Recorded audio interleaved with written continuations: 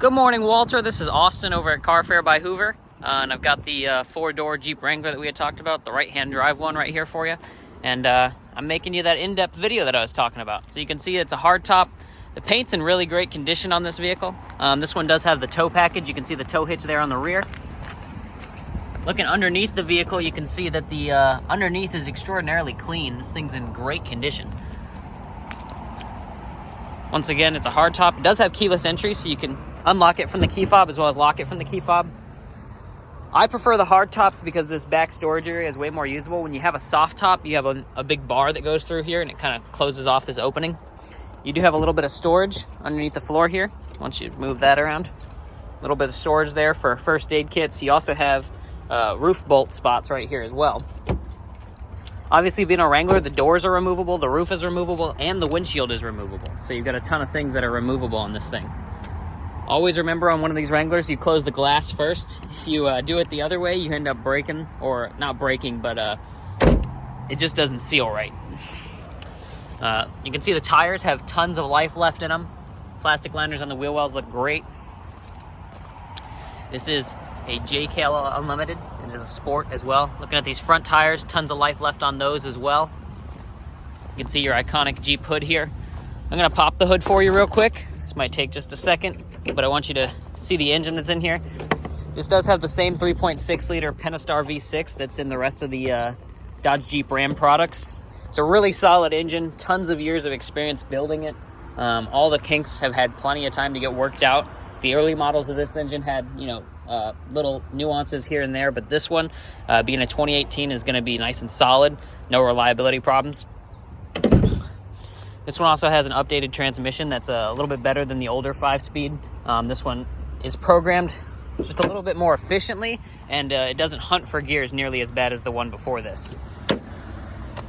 Well, with that said, let's go head inside the Jeep. I'll jump in the back seat first. I'll show you this area because it seems like you need this rear area. So, number one, you can fold the seats down if you like. It has a 60-40 split. The whole seat tumbles and folds. This rear headrest folds back. And you can see it's almost flat back here. And then the whole seat lifts back up and pops back up. You've got two cup holders with your window controls right here for the back windows, which is really nice. Storage in the back seat, or the back of the front seats. And this being a Wrangler, I'm sure you've dealt with one before, but the doors do need to be slammed for them to seal good. It's just the way that they're built. You can see this is our right-hand drive. It's pretty basic instrumentation since it is a Wrangler, but you do have downhill assist. You do have power mirrors, power windows, power door locks, as well as your Uconnect radio, which you can hook up Bluetooth with. This one's also a CD changer. You have your original Jeep books in here, which is nice. Underneath the armrest, it is lockable because once you take these doors off, it's not as secure, so you can lock this center console. You can see you've got a top area of storage and then a lower area of storage with a US or a 12 volt in there. And this is the Freedom 3-piece hardtop, which is really nice because you can actually take just these front two panels off and store them in the back and have this whole front area open. And it's just as easy as turning 3 of these levers and one hook here and the whole thing comes off. So that's really, really nice. I'm gonna start it up now so you can hear it run. We do have steering wheel controls. So you've got your cruise control on the right here, and then your center screen controls here. On the back of the steering wheel, you actually have these little buttons here. On this side, it's volume, and on the other side, it's tune, and so you can adjust the radio all through there. See, we do have a tire pressure light on right now, but that's no big deal. And I'll just let you listen to how it runs. We do have heated mirrors on these as well, which is really nice in either in the wintertime or, just when there's that fog on there.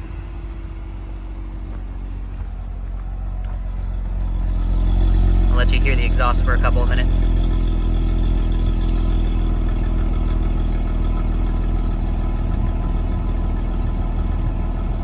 Once again, you still have the tow hitch back here with your recovery hook back here. This is a super clean Jeep, Walter. My honest first impression is that this thing is super clean. It's insane how good a shape that this Jeep is in. A lot of these Jeeps get beat up and driven off road and slammed into trees and all sorts of stuff.